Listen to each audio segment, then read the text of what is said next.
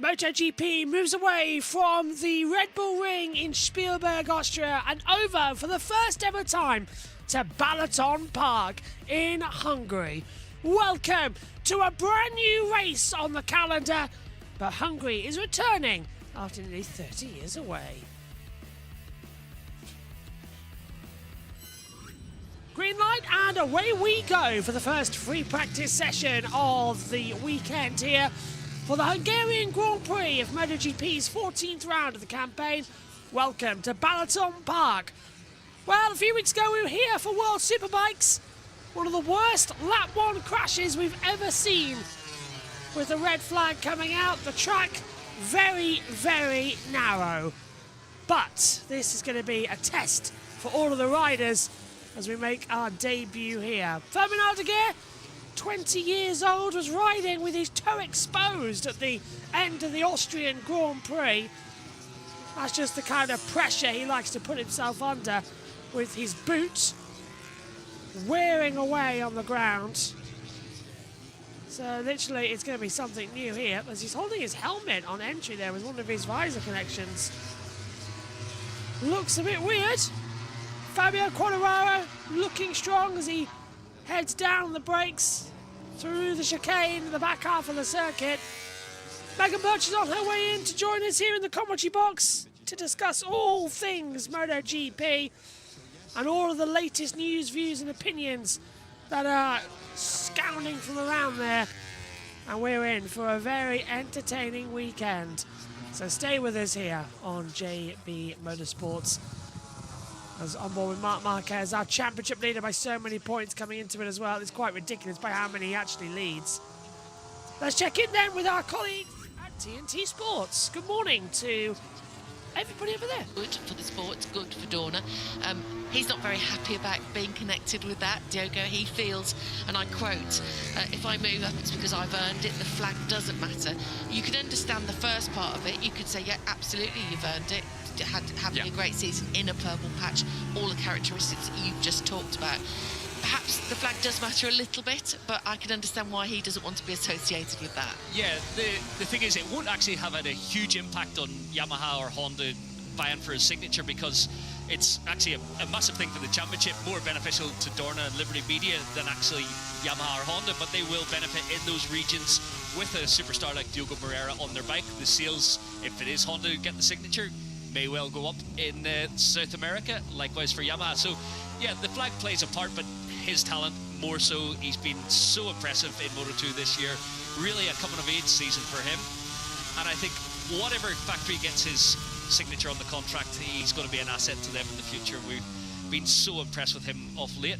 Yeah, absolutely. Put in a lot of hard work, and now it's starting to really get the results that he deserves, and will be fascinating to see him on a MotoGP bike if that does happen. Of course, there's two spots available, one at Pramac Yamaha and one at LCR Honda, and the other rider that's being talked about is Manu Gonzalez.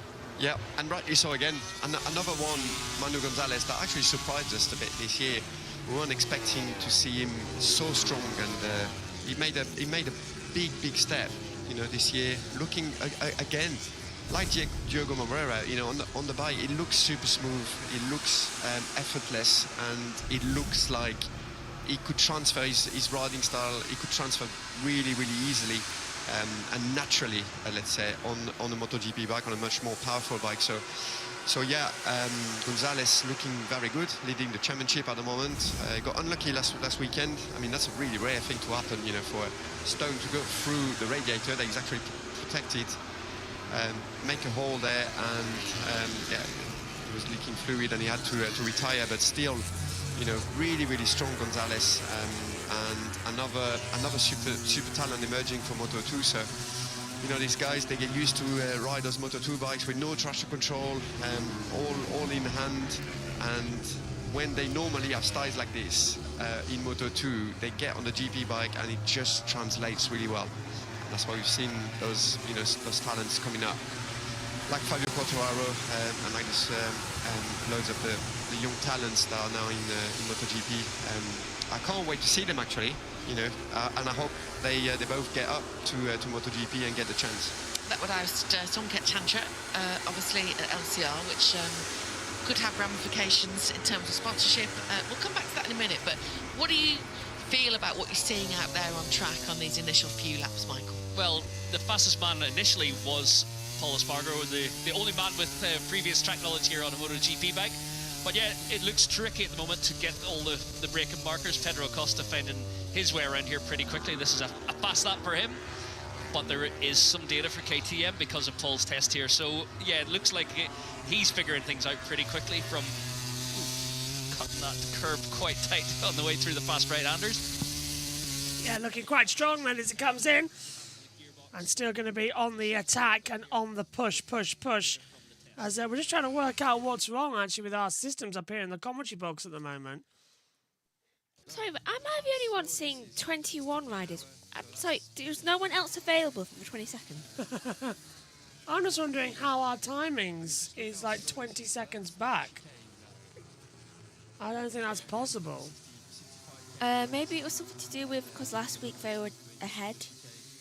Well, I'm having a look to see if that's possible, but we've never been this far back before from TNT Sports, so there must be some sort of issue from the circuit that we're going to be sorting out for you.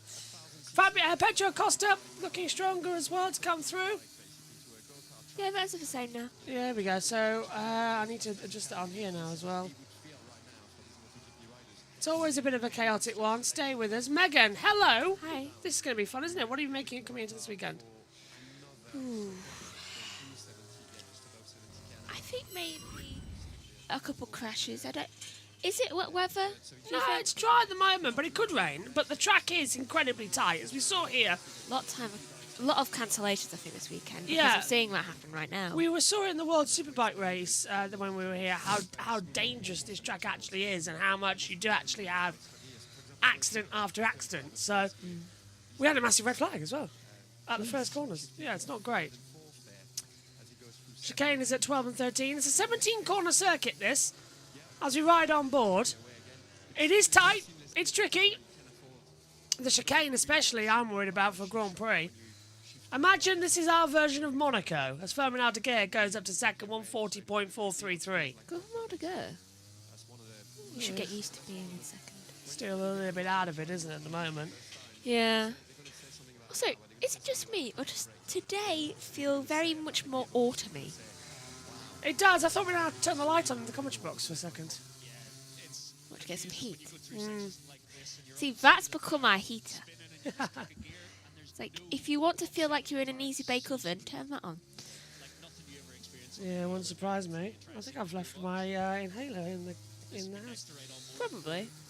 Over Hopefully the you line. won't need it, though. Well, I do. Mark Marquez today at 140.043. Pedro Acosta's got up to second, 140.074. Why don't you go to the house quickly? We'll do in a minute. Find it. Michael says, evening to Megan JB. Evening. Hello to Plug, and hello to everybody watching in the chat as well. We haven't got the live blog at the moment because Crash haven't put it on yet. So as soon as they have it, we will put it on. Aldeguer's looking quite strong in the first and second sector. So is Marc Marquez. So I reckon they might get some things. And it seems like it's that pole.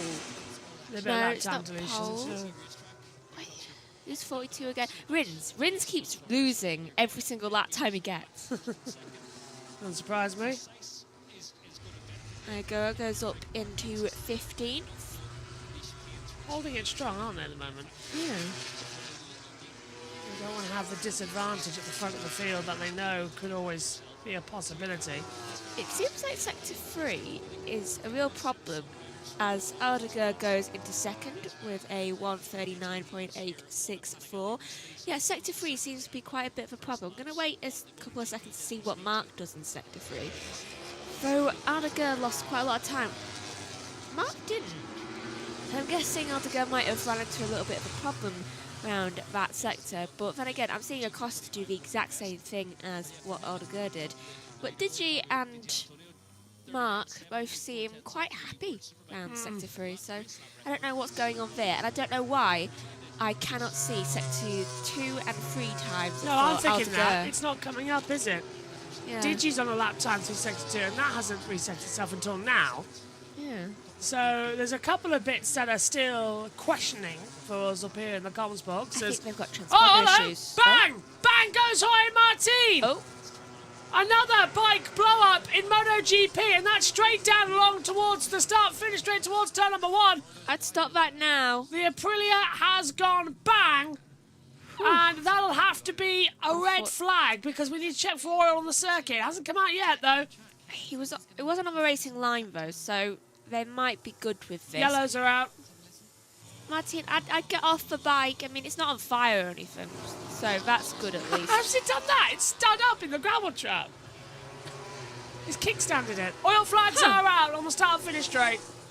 Where did he do it? The lack of adhesion flag. That is quite funny, actually. It's perfectly gone into the gravel trap, hasn't it, as well? Yeah. Even they're impressed in the Aprilia garage. Just like, okay, he did that. He helped them. They don't have to drag it up. One thing I'm worried about now is if this is oil down. Let's have a look. So it's coming out the last couple of corners. Let's listen in. Looks like there's some really Still going. Yeah, it's banging at the last corner, isn't it? You can see the smoke already coming as it comes across the line. Let's hear it. Oh yeah. Right in the middle of the track. Did a 1:43.13 as soon as he crossed the line. Literally, as soon as he went over, it went bang. It knows when to stop. Yeah. It gave him a lap time. Look at the oil. Just goes down. Yeah. You can see it visually. That's a lot of oil. Yeah. Okay. So there's still got a lack of adhesion flag. No sign of a red flag. But an engine blow.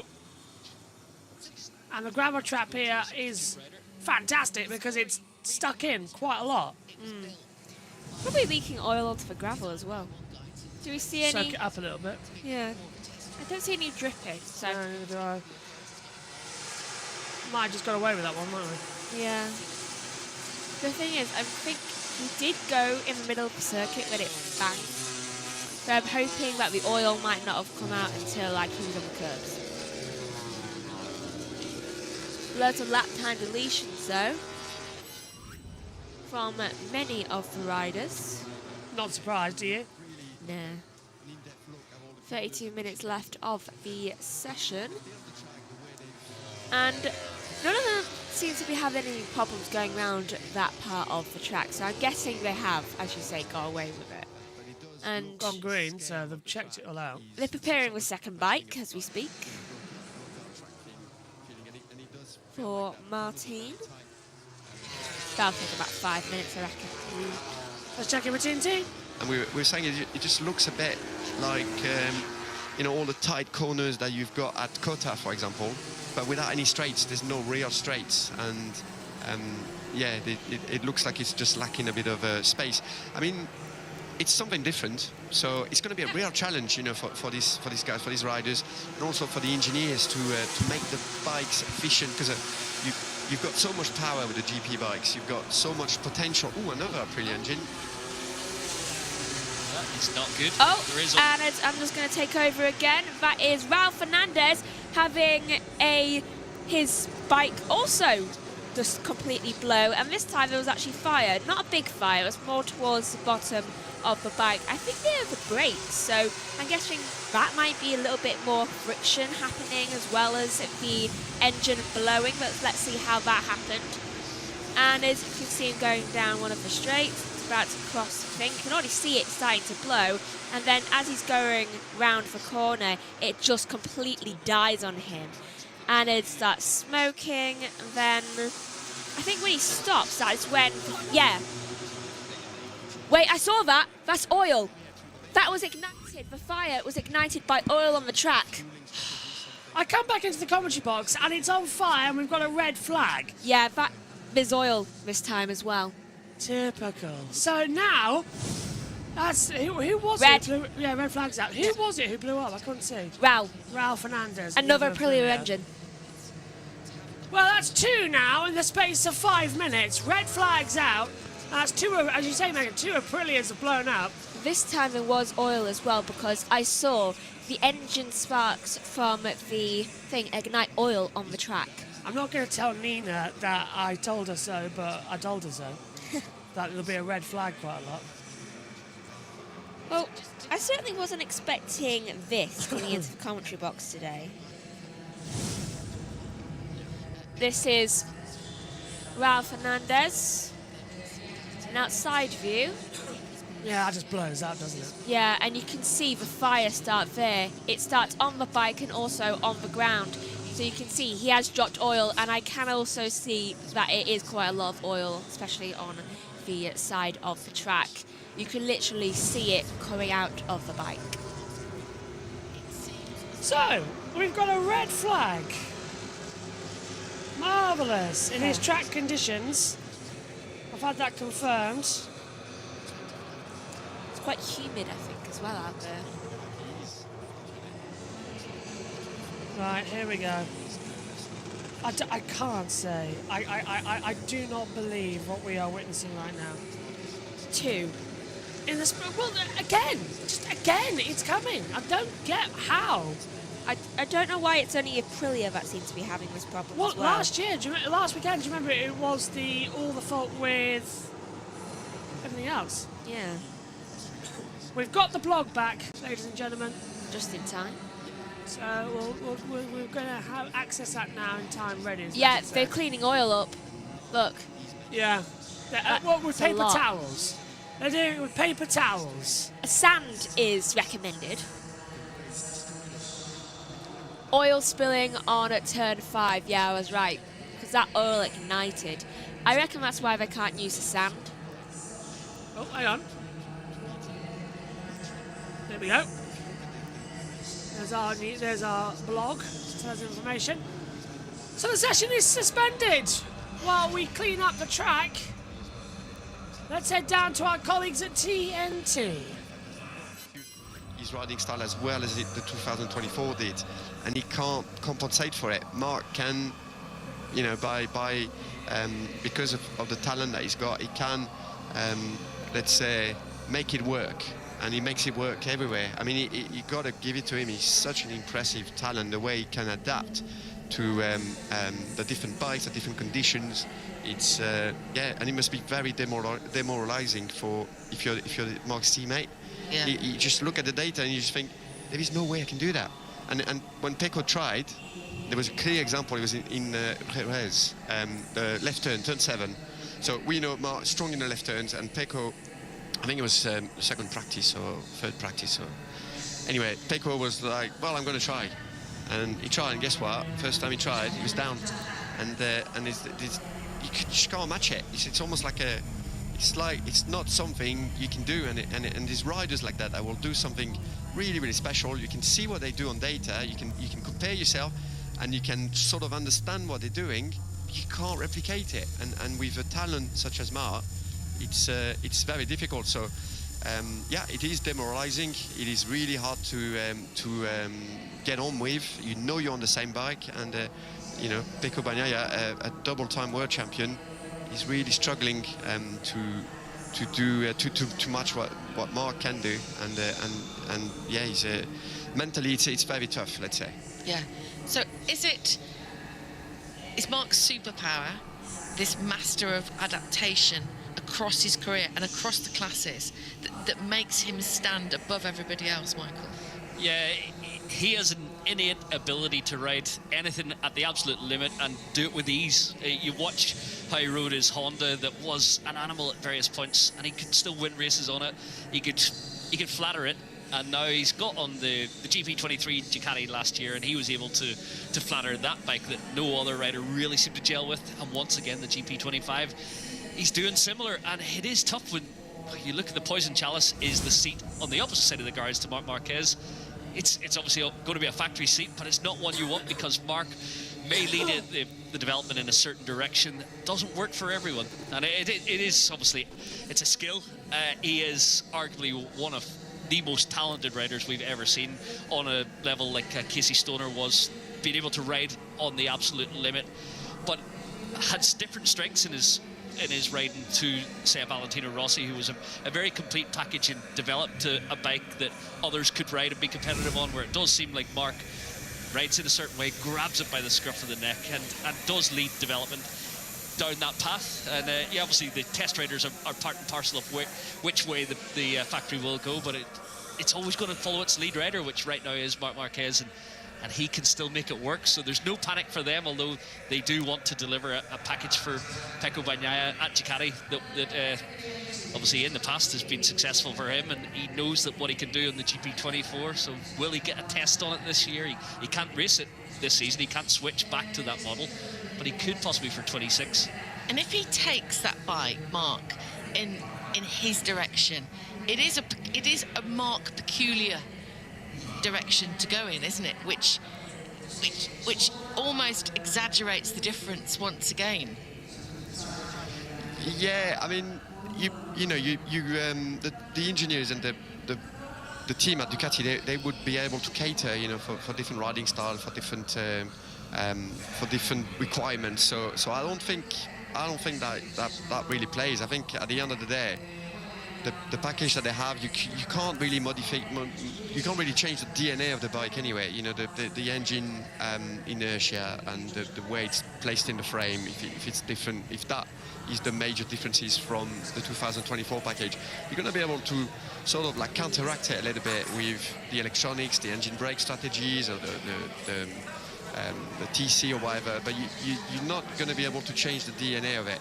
And this is where Mark is so strong, because he has this faculty to adapt and to get the potential out of the bike, whatever it is, and to make the strength shine and the weaknesses and sort of lesser the weaknesses. So it's just a tough one to be teammate with him. You just don't want to be teammate with Mark, because he is going to excel as using the potential available and making it work. And also, he's got the ability of, when he needs to, he can sort of like what you call override the bike. He's got physically he's very strong, and he's obviously an excellent athlete. So he can override the bike. And the GP bikes, they're very hard to override, because they've got the aero, they are hard, to change direction, and they're very physical bikes. And he can do that, and he can override it, not just for one lap, or for 2 laps. When he was riding the Honda, and he had to grab it by the, and physically handle it, he can do that for the whole length of the race if he needs to, because he is so strong. So yeah, it's the full package, and this is what we're witnessing. I know we want different winners, we want fights during the races, but you gotta, he's the one that's just really special. I mean, you are arguably looking at the best rider of all time in terms of being able to adapt to any situation, any bike. His raw skill, I believe, is unmatched. Well, certainly in this current era, it's very difficult to compare eras and different bikes that have been ridden. As a 500 two-stroke fan, was Mick doing the best ever? Was Casey Stoner the fastest ever? Was Valentino Rossi? Now Marc Marquez is arguably the GOAT. He can deliver. He's such an animal in terms of race craft and hunger and passion, and what he's gone through in his career to come back and be probably his best ever at the moment, when he could be relaxing on a yacht somewhere with millions in the bank, no pressure to go out there and do it. 32 years old, still as hungry as he was when he arrived in this paddock as a teenager. And it's great to witness, seeing greatness on display. I know he's made it look easy at times this year, and we want to see those challenges come his way. We believe they will happen when Pecco gets things in order, when Jorge Martin finds his feet at Aprilia. It's been good to see the challenge come from Bezzecchi, and he's come of age a little bit this year. It's not going to be easy for Mark next season, but yeah, he's on his way to another world title, it does seem. And as Casey said on the grid last weekend when we saw him in Austria, the thing is, because he's winning and he's riding not at 100%, he's able to ride in a relaxed way.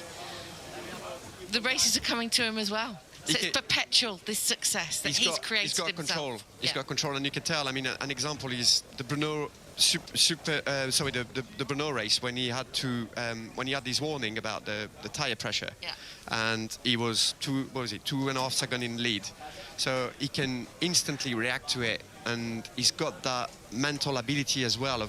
When you're riding those bikes, it's like, I don't know how to explain this. It's like you're losing 90% of your mental capabilities. You could not do like a simple. It's very hard to think of anything else, because they are sort of like all your senses and all your, you know, internal ECU and IMU are focused on, you know, getting the best out of the bike and getting the feel from the bike. So it's very hard to think of something else, or even think of strategy, or even think of anything like that that's happening.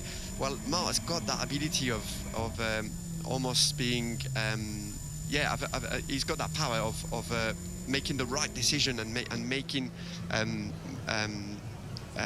educated decision about something like that happening. And he saw that warning, rolled off straight away, got right behind Pedro Acosta straight away to get the front temperature and pressure back up, and followed him as close as he could, as he was as close to the exhaust as he could, made his move when it mattered. So he's got that margin, and he's got that ability to react to situations like this. When Pecco Bagnaia, for example, had the warning, it was for a different reason, because for him it was a malfunction of the setting. But anyway, he still got a warning, but he lost 3 or 4 places. And by the time he reacted, he lost another place, and then he took more time to react. So yeah, Mar is on top of the game, not only with the riding, he's also with the strategy and the way he manages his races. He's made a few mistakes though start of season, but then now he's just a bit more cautious where he needs to be, and he's at the top of his game. He's in an incredible purple patch. It's hard to see how anybody could beat him. We need a super talent. That's what we need. We need an Aldeguer performance. We need the new kids that are coming, Diogo Moreira, Gonzalez. The other manufacturers need to find a super talent. Yeah, because the consistency is going to be key, because you can't see Mark going off the boil for any great reason. I mean, he has made 3 mistakes this year, and yet he sits now here at round 14, 142 points ahead of his nearest rival, which is his brother, who's been brilliant this year, by the way. We'll talk about him in a moment. That's nearly 4 race weekends. He could sit out 3 race weekends and still come back and be in the lead. I mean, it's phenomenal what he's done this year. Yeah, that's such a commanding position to be in. We're pretty confident he's going to wrap up the title when you've got that type of a margin, and he's doing it every weekend. There's no gifts out there. He'll fight for those last points and make it happen. Well, we're in a red flag situation at the moment. 2 bikes have let go, let's say. Let's find out the latest from Aprilia. Nat is down in the pit lane with Trackhouse team boss Davide Brivio. Well, Davide, not how you wanted to start the weekend. The bike's only just returned to the pit, so do you know what's happened yet, or does it need more investigation? Yeah, no, of course, now we're going to investigation. The guy they will check, and of course, it's not the way we want to start. Let's say that in FP1 at this stage of the season, we normally use kind of, let's say, older engines, not the fresh ones.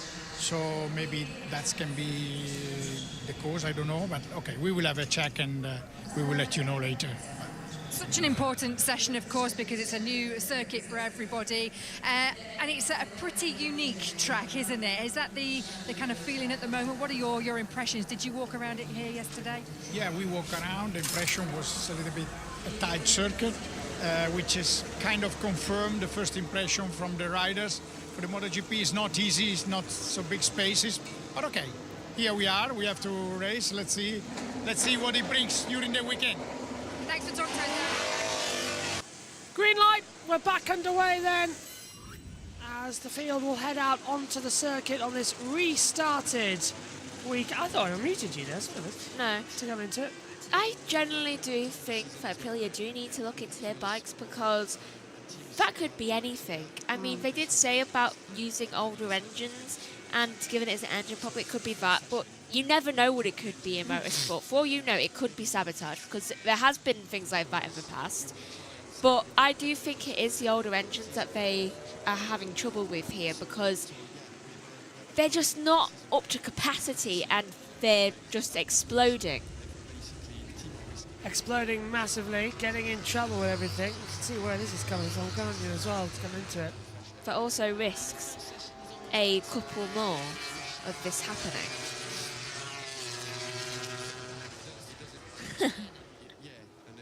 1:39, 1:56. New time schedule's been announced, by the way. Doesn't really affect us that much. There will be, of course, tomorrow, the MotoE races. They're live on JB Motorsports, not on JB Motorsports 2. Yeah, it's a smaller weekend, so I get to commentate on all classes this weekend. Woohoo! probably means my voice will be dead by the end Moto of it. 2 and Moto 3 will be so happy to have you back. Well, Moto 3 had me back in Austria. Moto 2 hasn't had me back for a while. Germany, I think, was last time, so just for the summer break. A month and a half. Did I do the Czech Moto 2? I don't know. I don't remember either. This That's is such a ridiculous. tight circuit. That's down at 12 and 13, then it's into 14. And then that's the last corner. Because usually the other circuit goes round where Barton Park is. Have F1 ever gone on this? No, they Good, race in because Hungaroring. I generally think that they would all crash. Hungaroring would probably be better even for MotoGP. This track is so tight. Even World Superbikes we had problems with it. We had a massive accident and a red flag. And yes, I think we had like 9 riders injured. It's not the best circuit. Jeez. Moto E practice will now be from 12:40 to 12:55. That's a lot of riders to get injured in one circuit weekend. What I'd like to point out as well that already is... oh, hang on a minute. Let's just get that back open, shall we? Lap time cancelled for Martin. I think he's done enough today. I think Raul did a little bit more. Is Raul back out on the circuit? Yes, he is. With his second bike. Hopefully these have newer engines. Just trying their best, aren't they, now, to sort of... Get make through. it- yeah. Get through half an hour. You're in it to win it. We both got notifications at the same time. Oh, yeah, our lamp will be here later on. Ah, yes, well lamp. So we can see our desk. This commentary box is going to have a major redo in the next couple of weeks. Get our new monitor up. That's going to be a lot of fun. New metal frames, because presumably we won't be able to get rid of that bed. You're going to have fun sawing it up, aren't you? No, we can't. It's just it all comes to pieces. How? It does. Tell you what I'm going to miss. My memories. Hanging like a monkey. Yeah. And building a tent when we were little. Out of it. If anyone doesn't know, I'm getting a new bed. The one we have right now is a bunk bed, and I hate it. I hated it for a very, very long time. But when we were little, we used to make tents out of it because obviously you could hang the things up. And Do you know we the one used to thing I'm sit going to there. miss? What? Being able to put the green screen down and be able to have a cover from the television. Like, Yeah, how are you going to do? just won't. You won't have the ability to just close yourself off like you're in a four-poster bed anymore. No, no. That's going to make you sad. I'm fed up of sleeping like I'm in, a wall hatching. Pedro Costa at 43,000 is up at the moment. You can see where the oil's still been down on the circuit, can't you? They've literally just got some wet wipes and dabbed it up. They haven't actually put down the full shebang. Yeah. Was I wearing this on Sunday? I was. I've just been given the same shirt I was last on air with for MotoGP. Are you sure you weren't in the Hawaiian one? Viewers, you were watching. Have I worn the same shirt twice? Because I could have sworn that when that documentary thing came, when you said, "Oh, that's embarrassing," you're wearing the same shirt. I'm always wearing the same shirt. That's because you look at it. I am too. You look in your wardrobe, you see that first, and you think, "Right, that's close to the top. I'm not going through all the rest." That's very true. Alex Marquez goes up into fourth, 139.698. Dici still top. Oh, Mia's shot up to 15th. Great time for Juan Mia and Zarco 10th. The only time I actually really properly go through my clothes is when I'm looking for, like, my less tight leggings. Because if I know I'm sitting down all day, it's like, right, I can't sit down in tight leggings all day. I'd end up with a stomachache because that has happened. Martin's out on bike 2, goes up into 6th. 139.786. 24 and a half minutes left to go, and I swear if another Aprilia has a engine decide to go bye-bye, then I will scream and cry. You told me that red flag was out for what, 10? How long was it? Yellow flag, sector 1. Oh, you've got to be kidding me! That's turn 1. That's turn 1. Someone's off at the first corner. If it's an Aprilia, I swear. Well, we've cut away from the cameras. Brilliant TV direction. It's not an Aprilia, it's a VR46. It's Franco Morbidelli. He's Good. off at turn 1. Just a crash. At least the gravel traps are deep here. You do get stopped quite quickly. Yeah. But I love how as soon as I say that, someone decides this is the perfect time to crash and go down. Well, I'm trying to work out how long we'll have at the end of the session. I think the red flag came out for like 15 minutes. That's a long red flag period. I'd say that as well, but there was quite a lot of oil on the track, Yeah. so I'm not too surprised about that. Hold on, I can actually calculate how long it was out for. Okay, we have 23 minutes left. Well, the session should end at 1/2 but now we've got an extra 20 minutes added. So it's like 17 minutes on the top of my head. Yeah, it's about... Oh, pit lane, Davide. A new circuit on the calendar, and no doubt this place will provide 50? its challenges. But you were here a couple of weeks ago for a test. How beneficial was that, and how much information were you able to gather? Yeah, at least the riders know the racetrack, but we have 21 champions on the field, so also the other riders will learn the circuit very fast. But if this morning was raining, for sure we had a big advantage. Anyway, I think that the confidence you can take after one day with the Panigale here is something that it helps.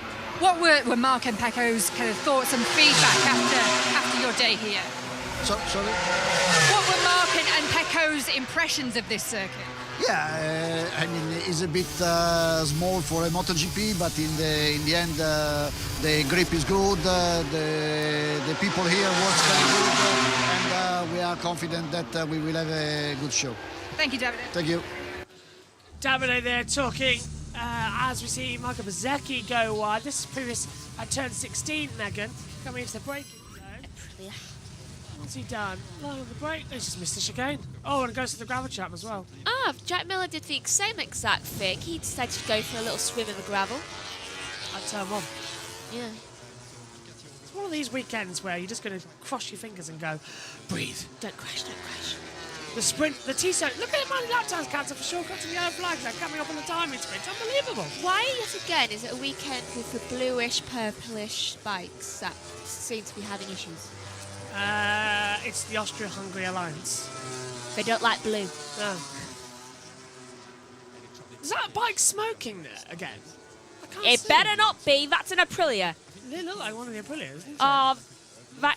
That is Bezzecchi. Looks And he has the old engine. He does have the old engine, yeah.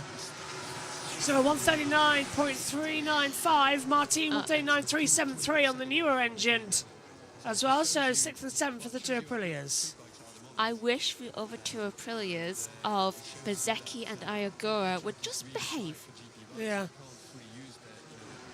Over line goes Colorado. 139.368. Goes in towards turn number 1. Honda are doing decent. Oh! Colorado Oh. nearly dropped it through turn 1. Yamaha are not doing decent. Do you know what I just realised? I think MotoGP have started to take their own light system to the tracks. Like Formula 1 do. That time. Yeah, it is about time. Now if they could only go in 4K. Yeah, I mean, it's, One step at a time, I suppose. They needed to update things every 10 to 7 years. strange how the 5 red lights just started as a start procedure in 1996 for F1, and it's slowly become everybody. Yeah, look, those lights look familiar. This is Colarado's slip up at turn 1. Oh. I mean, he didn't know what happened there. As Acosta goes top, 138.802. I reckon he had a muscle jerk. Just, you know, Oh, do you know when your legs suddenly just like Yeah. does that? Yeah. Sometimes I don't even know why that happens. I was laying, do you know what's the weirdest thing? When you're laying in bed and all of a sudden it's like you're not even fully asleep. You're Feel just like like, falling? yeah, I feel It's just a like, human thing. why do I feel like I was falling off a cliff? Because your body feels, your brain thinks it's dying, so it sends signals out to your body to move to make sure it's not dying. It's a true fact. Google it. Why does it think I'm dying? Look, take a look at this screen here. I'll type it in. Why does it think I'm dying? It's not something I should know. What isn't it telling me? Yeah, well, the thing is, as a rider, if you've been told you'll have a decision I can't think you can talk. Look. A hypnic. What was it? A hypnic jerk or sleep start. It happens because your brain's nervous system briefly misfires as your body transitions from wakefulness to sleep, causing a sudden muscle twitch. I can feel like you're falling. It can misfire? That's a new fear. Even my brain makes mistakes sometimes. Well, actually, we've got some AI. Let's listen to it. AI can tell us why. Oh, this is new. The following article is from Kids Health. Oh, God. Why does my body jerk before I fall asleep? Often, as I'm going to sleep, I suddenly jerk awake. And sometimes it feels like I'm falling down. What's going on? Here we go. This body movement is what doctors and scientists call a hypnic, or hypnagogic, or diaclonic jerk. It's also known as a sleep start, and it can literally startle you out of falling asleep. This type of feeling is normal, and it can happen before people enter the deeper stages of sleep. Well, I stopped being asleep after that. Well, there you go.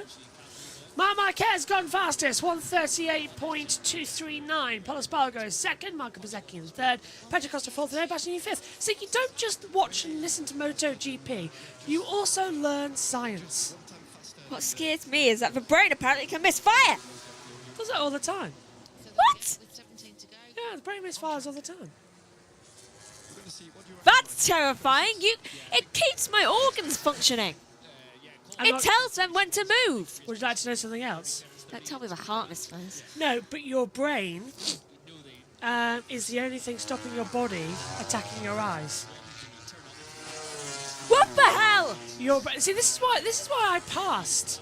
By the way, I did too. They didn't teach us this. Your body, your antibodies, thinks that your eyes are virus and bacteria, so it would attack the pupil.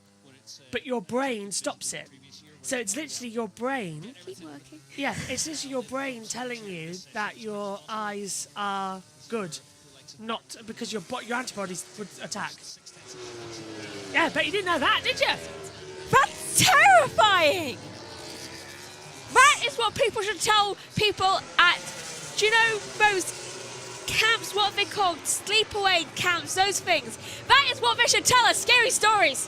You mean... Just get a medical book out. You mean summer camp? Yeah, that. Well, hey, Martin, talking now with his Aprilia as many of them come back into the pit lane, Just get ready for the last 10-minute run. As Martin's bike is squiggling around a lot on bike number 2, so his setup is not good coming through. Just get them a book of Grey's Anatomy and that should terrify them. Yeah. Yeah, Martin locked up the rear, went straight on as well down the last corner. So nobody is set up yet for Balaton Park. That's good. As it goes into it. As into the pit lane now comes Paulo Espargaro. No Aleix this weekend. He's been ruled out as a replacement for Somkat Chantra. So we will not have the return as what we were expecting. That way was only 21 riders. Oh dear. Believe I'll have to apply to that in a second. Hervé Poncharal, the team principal and owner of KTM, with Tech 3, watching on. What if one day my brain stops saying that they're good? Doesn't do that. I don't know, my brain's kind of messed up. It's evil that way. Things I think. What if it decides to play a really weird prank on me one day?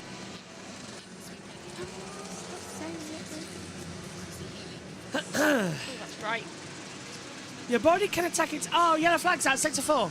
We'll stop talking there because somebody's gone down on the deck. Oh, it's another... Is that Franco again? I think that's Morbidelli. Yeah, it's Morbidelli who has gone down. The airbag's gone off because he's hunched over. Like the hunchback of Notre Dame. Yeah, it is. Oh, that's gone on entry. That's a weird one down towards the chicane. And he just ragdolls into the gravel trap. Flying around like crazy. Legs up over. Ooh. He looks like a ragdoll. How we don't have broken legs in MotoGP World, I have no idea. I'm pretty sure that they must practice splits at least once a day just so they can prepare for the crashes. Yeah, they probably do. Anyway, lights, Megan. Your body can attack its eyes in certain immune diseases. Autoimmune diseases. Yeah, look, targets the eye's healthy tissues. The brain doesn't stop this attack, but both the eyes and brain have immune privilege, a protective system that limits inflammation to prevent damage.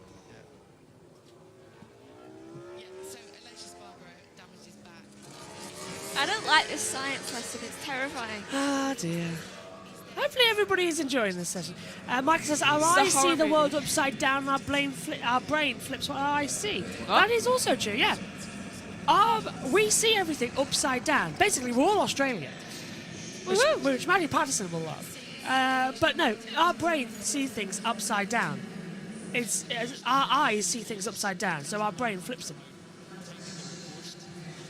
That's why. Are they okay? That's why when you go upside down, you get a headache because you can't see. Suddenly everything's right side up. Yeah. So we're actually seeing everything upside down, and our brain flips it. Now, isn't that creepy? How did you not know this? I'm sorry, but what was the thought processes going into making this? Biology. Second crash of the day by Frankie. Yep, went off down the first corner. We're only in the first session, let's remind you as well. That's how crazy this one's coming in. No AI, guys. I'm here for real talk. Don't worry, Max. Just because I didn't want to bother reading the article. I'm terrified now. What? Why does it flip it? Why? What is the point? What is the actual point? Just put it normal side up. Only one rider out on the track right now, and that is Johan Zarco. Who's in Sector 2. Why is my brain giving itself extra work? No wonder I get headaches. Do you know, no one extra work, it's the work. I'm not even going to get into that. I think Megan needs to have a little bit of a Morty's mind blowers from Rick and Morty, just to go and erase. I don't have enough coffee to process this. Zarco just closing down now. I think Zarco will box this lap. We're going to see around about an 8-minute time attack, I would say, from the riders out there. Let's go down to pit road. Place Anea in fifth. We know Paul, of course, tested here. How much of an advantage is that, and how much has he been able to help Anea? I don't think it has been able to help Anea a lot, but we saw that already after 3 laps, the MotoGP riders, these guys, they are so quick to learn, and for sure, we know Ducati came here with their production bike.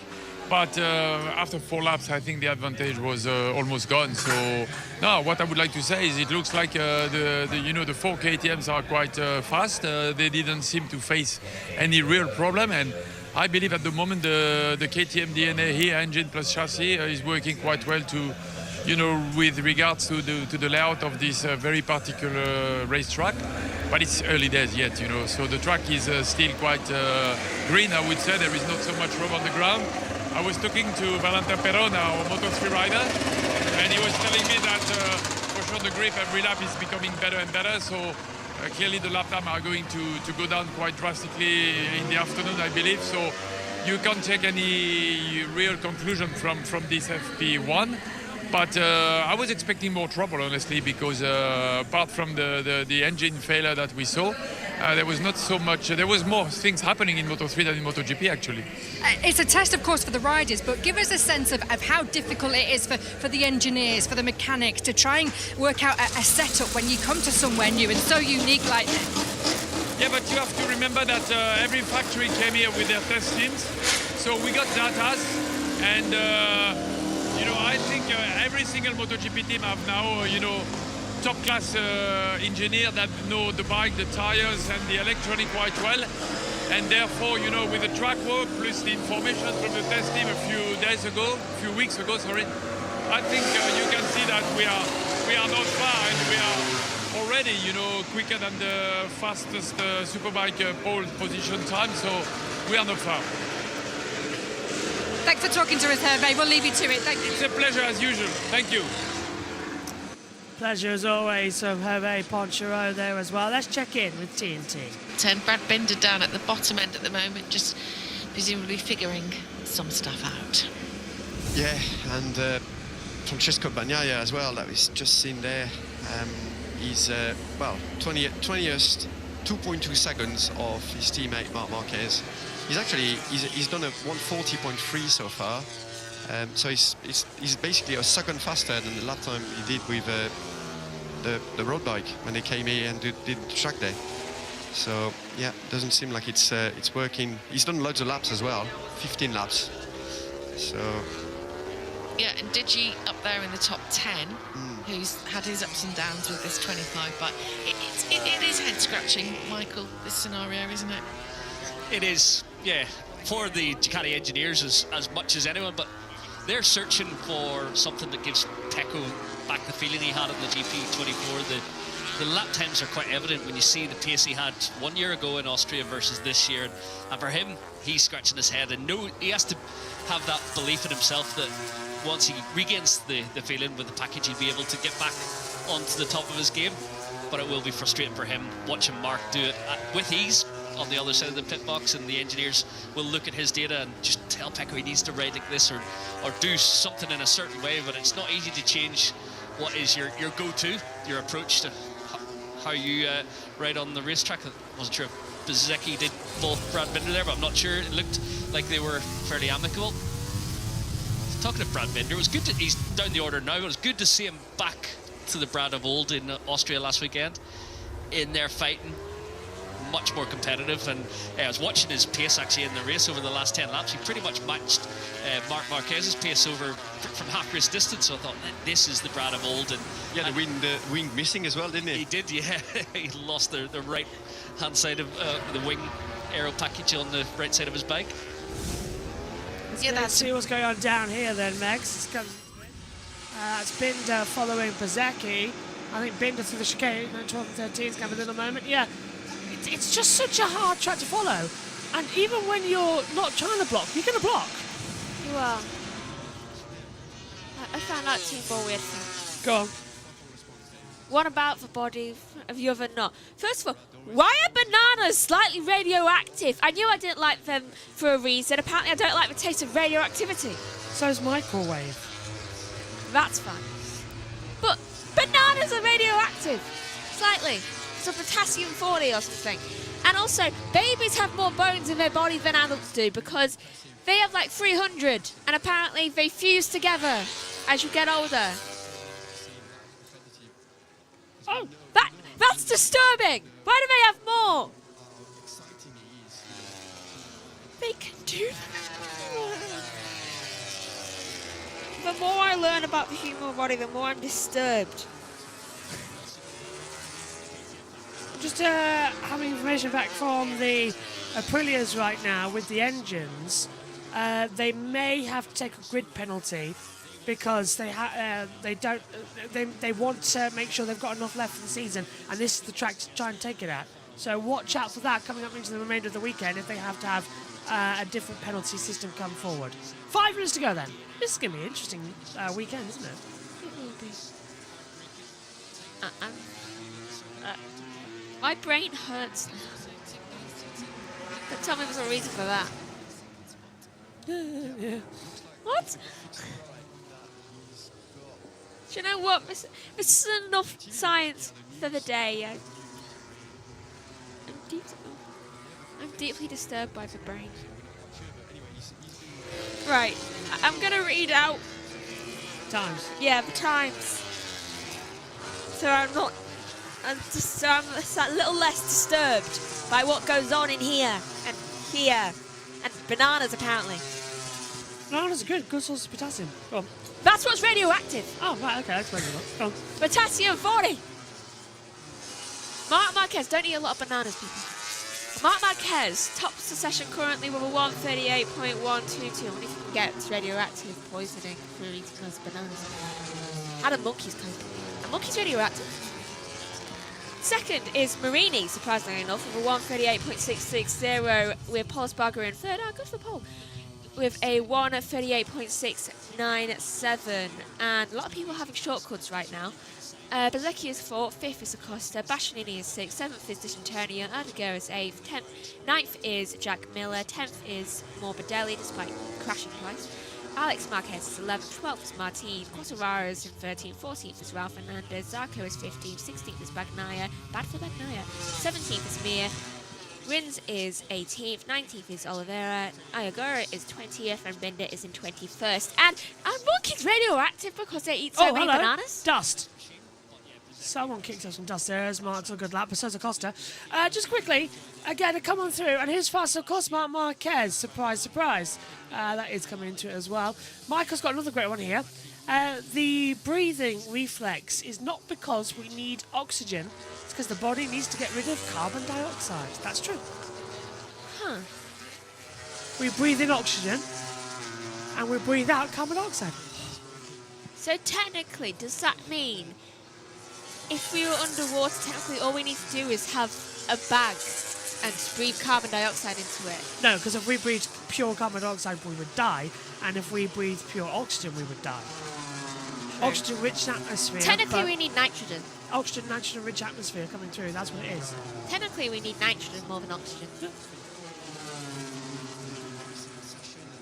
Chances of rain later. Because they eat so 3 minutes to go. I'm looking this up, by the way. Marquez, whoa! Huge twitch into the first corner.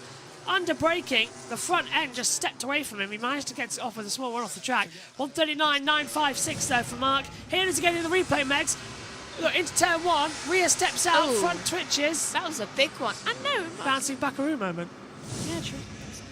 Monkeys aren't radioactive, apparently, Monkeys? because of how much they eat bananas. I'm generally concerned about bananas now. Don't drop the banana. It might explode, apparently. Good source of potassium. Does that? I have no idea. Does that mean if a human eats too many bananas, they'll have radio? I don't know, but maybe bananas should be used as batteries instead of potatoes. Yeah, Something on a banana. So. because it's like a little nuclear power plant. Lemons. But You get the same thing as lemons as you do in potatoes. For lemon clocks and potato clocks. Huh. A lemon could also be a battery. We have lemons. 1 watt is 1 lemon. So someone's actually throwing electricity at you when they throw lemons at you. Lemonade. I've been saying to Nina over the past few weeks that we've got the same brain. Me and you are literally got the same brain. It's impossible. We both got to that exactly the same time. To say lemonade at the same time. Wouldn't it be better to take grid penalties on track with long straights and overtake opportunities? The extra grunt of a brand new engine also helps on the straights. We've got it's a long straight, couple of them here, but it's so narrow a track, that's the problem.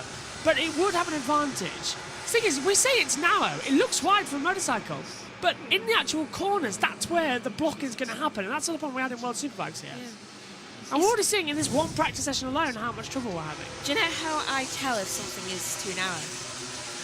Could I imagine a marathon being run on it? Yeah, I say no. Yeah, I can't see a marathon being run on Because it. it's wide on the straights, but then it closes up into such a tight chicane. Look, even now Acosta on a lap had to run off because he got blocked. Yeah, it's like he couldn't help but go anywhere but off the track. Also, Martin just went into 9th. 30 seconds to go then of the opening practice session for the first Hungarian Grand Prix in MotoGP for over nearly 30 years. So, did our brain immediately go, what happens about lemonade? And just say lemonade at the same exact time? Yeah. What would lemonade be considered? First time, by the way, the first race for the Hungarian Motorcycle Grand Prix, 1990 at the Hungaroring. The last time it was held, 1992. So it was, what, 33 years ago. Mick Doohan won the first Hungaroring race. It's a long time in motorsport time. Yeah. I mean, that's older than a lot of the F1 drivers right now. Yeah, but in 1992, it was really bad. Oh no, in 1990 it was really bad. Crash, Jack Miller. Oh, turn 12. That's at the chicane. Oh, he broke his bike. winglet, it looks like. Can you pick it up, Jack? No, he cannot. Well, this is rare. Someone's going to have to pick up Millicabs. To the chicane on entry. Turn Too much 12. gravel. Yeah, right hand, so he's dropped it on entry, I'm saying. Under braking, yeah. Oh, too much speed there, Jack. Too much. Ooh, given and how this, close his that's what we corner saw is. in the World Superbikes. You crash, that bike's going to come right back onto everybody else. Yeah, And and it almost did. Yeah, I think the only thing that stopped it from doing that was the fact that Jack went in front of him. yeah. It's going to be one of these weekends. Oh, hello. It's ripped off the entire side pod of that bike. Where did the side pod go? I don't know. Where did that go? It's not even in the gravel trap. That is what I want to know now. That is my concern. Did it go into really, really small pieces and now it looks like gravel? Yeah. Mark fastest then was taking the flag. Time for practice starts. Megs, what was your moment of that longer first practice session? I think maybe seeing Raoul's bike go down because then you realise it was a problem more. So then it was just like, oh my god, another one? Another one bites the dust. Yeah, literally. Cheers, Meg. See you later on. Bye bye. Let's head down then to TNT Sports as the session is over here at Balaton Park. Yeah. Oh yeah, still really quick. Big smile on his face. You know, he looks like he's enjoying life at the moment. And fair play to him, you know, to be that competitive. Talking about Danny Pedrosa, I can't help but thinking if Danny, I know it's not going to happen. He would love it round here, wouldn't he? He would, and he would actually, the current regulations with the ride-out devices, the way the tires work, and the way you have to ride the bike, it's Danny Pedrosa. It's perfect for him, perfect for his riding style, perfect for his lightweight as well, as in like he doesn't weigh much. You know, with the fuel consumption, everything that's going on at the moment would suit Danny perfectly. And I know it's not going to happen, but I just know he would be competitive over the whole season, and he would. But yeah, that's for another time or never. He would suit him. He looks exactly the same, Danny, as when he first came. Apart from He's like just a a- little just a fleck, speck. he's just got a little fleck of Yeah. grey hair. Yeah. But apart from exactly the same. Fantastic rider. How promising for KTM was this session? Very good. Paul Espargaro leading the way for them, but Pedro Costa hot in his heels. It is a little bit of a shame to see Brad Binder bookending it at the bottom end of the timesheets, but no doubt Brad will work his way through things with Enea Bastianini up in the top 10 as well in the 8th. Good signs for them that the Orange manufacturer is working around this Balaton Park circuit. Good signs for Luca Marini as well. I know it's only a first session and all of that, and there's a lot to take in, but to see him up in the top 4 is great. Yeah, it's great, and he's a long way in front of the second Honda. Second Honda is Joan Zarco in 14. He's 1.3 off, and Marini is 7/10 off. So yeah, it's a good step forward. So it's good for Luca. This strong session. We're not quite sure if he's used new tires or not though. Yeah. At the end, but good showing. Let's have a look at the Yamahas. Yeah.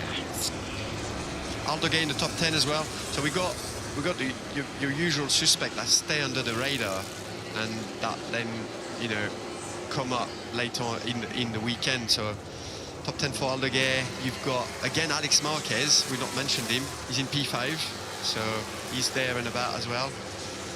Pecco Bagnaia in 15. He's 1.3 off. So some work to do. Yeah, so still struggling for the Yamahas around here. Where's So- Fabio? 11th. Yeah. The bike, the Yamaha in Austria last weekend just did not look right, and obviously you could tell, the 4 riders ended up at the 4 last places, so they're all struggling, and it's a bit weird because No points at all. No one scored any points. and for Fabio wasn't. He's normally able to extract something. It does, he's got that X factor, and it just didn't work out at all. The bike looked really twitchy and losing the grip. So, as well the layout of the track, but also maybe I was thinking that constriction, because we use a different constriction tire, a stronger tire in Austria to counteract the extreme sort of load and heat that goes through the rear tire there. So I was thinking maybe it's that, but then again here they look like they're struggling again. So we're going to see the starts now. Tell you what, turn 1 here, it's going to be I hope you know, we don't get any accidents. We did in World Superbikes. There was a massive pile-up with Andrea Iannone just making a bit of a mistake in turn 2 and collected some riders. There was a separate incident as well, so there was about 6 or 7 riders down. It is tight. It's very like a Misano turn 1 and 2, where you roll through turn 1 and then have to change direction into 2, but it does maybe even looks tighter. Yeah, and it gives you because it's you know, 1 into 2 like that, and 2 opens up. You as a rider, you'd be there, Michael, and you'd be thinking, I can't go in. Yeah. So yeah, it's inviting, and this is what happened to. I rewatched the crash the other day, and it sort of like, you got that instant moment, or on an instinct you could go in and think, yeah, I can get, and then the gap just closes really quickly. So yeah, it's is that the front wheel? Yeah. Yeah, when the smoke touchdown. Yeah, when the front wheel came down. Got off the line okay, because I'm trying to watch that, because obviously normally the first practice start for Pecco is normally really bad on a weekend. It seems to have been what's happened over the weekends. Look at that front wheel. So the front wheel is up and it's not really picking up speed. So as when it starts touching the tarmac again, it's going so much slower than the rear wheel. And effectively the way it feels then is that the front is locking, and you can actually crash in a straight line like that. You've got to be really, really careful. So that's what happened to Digi at the start of the year, wasn't it? Yeah. When he set the front down and it locked and done himself an injury. But yeah, you got to be careful when you get a little bit of brake binding as well, and it slows it down even more. Getting a good example there of the Aprilia, of how the bike's turned into a drag bike, really, in those starts. Yeah, it looks look good there. The Aprilia, when you see it like that, I mean, it does look a bit like a spaceship, and I absolutely love it because it looks so different. And when you see it in the flesh, because it's all black and carbon and raw, it's a great racing machine. It looks great. The asphalt working here for these practice starts. We haven't seen any spin up so far. It's obviously pretty good grip, even though you can see a little bit of browner tarmac around the front straight, which typically is dirtier. A little bit of dust in the valleys of the stones.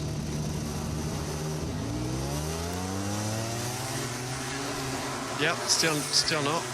It looks like the initial drop of the clutch. They're able to be very aggressive as well.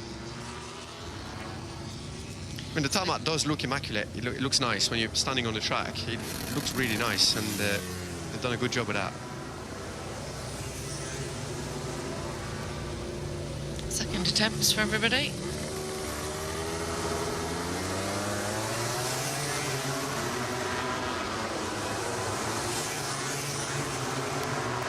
Looked better for Pecco, didn't it, that one? Yeah, I wish they'd do it like a drone view there. The starts. Have you not sent your email in? Okay, let's send another one. It'd be so nice to have like you see just how, if you had a stationary drone there, you'd see how fast they fire, because the front views like that, you can't appreciate it as much. Dear Dorna Director, please do it. My name is Sylvain Cantoli. But it would work better maybe if you put, my name is Susie Perry, and it's Paolo Bonora. Love Paolo. So he was in charge of the electronics when back in the day when we won the World Championship together in World Superbikes. Paolo. So we got. Yeah, he's a great guy, isn't he? He's great. He was great then, and he's great now. Love him. So his 2 bikes in the top 10. What do you think he'll be feeling about this session? Well, he'd be happy. They're happy overall about the season, how it's going. Obviously, it started really bad with Jorge Martin, the world champion, #1 plate, not being able to ride for them. But they've worked hard. They've massaged that situation to their advantage, haven't they? Yeah, and they've done a fantastic job, you must say. And Bezzecchi's done a fantastic job for them as well. You know, starting as not a #2, because I think that they didn't like that. They didn't like to say that. But obviously, when you got the world champion, you know, next to you in the garage, you are kind of like number 2 to start with. Well, yeah, you're not number 1, are you? It's fair, I think it's fair to say. Yeah, and then but they consider both riders the same, and they did a great job at developing with the test rider as well, Salvadori. Yeah, he did, you know, he did a good job. He brilliant. Kept going, didn't he? And actually, it seems from the outside anyway, very harmonious, because it was very acrimonious not that long ago with the lawsuits that were flying around. Here's the drone. It just wasn't on top. Oh, so you need to. But we're getting there. Your letter. We're getting there. That was actually quite nice. The drone like going around Bastianini. Would you like to give us a little weather forecast while we've got about 30 seconds remaining? I could do that. You know I love it. I absolutely love doing that. What have you got in the car? You said this morning that we diverted the rain today. So we got windy today. It was actually very windy today. We didn't mention it during the session, but that should allow them to go faster tomorrow. You know, with a lesser wind. And then we've got sun basically. So hopefully tomorrow, it's just sun. 22 degrees. It's not very hot though. 25 today, 22 tomorrow, 21 on Sunday, and it's even more sunny on Sunday. So it's going to be fresh, but nice. Fresh and sunny, according to Mr. Ketley. Right, that's all we've got time for. They'll be... Yeah, thank you very much to the team for that one then. What an atmosphere we've got building up. You can join us later on then at 2 o'clock British Summer Time for all of the action from this afternoon session. All of it live here on JB Motorsports. The practice sessions on JB2, qualifying the Tissot Sprint and the Grand Prix live on the main JB Motorsports channel. We'll see you later on. From Balaton Park, it's Marquez fastest on a 137.956. Bye-bye.